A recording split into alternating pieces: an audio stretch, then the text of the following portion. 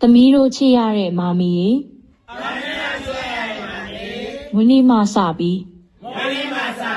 အောင်မြင်မှုပန်းနိုင်များကိုစိုက်ထူနိုင်ပြီး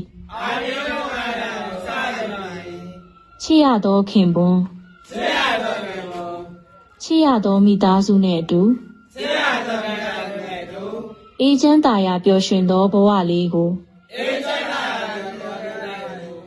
ပိုင်ဆိုင်နိုင်ပါစေနော်ချစ်တယ်မာမီရေ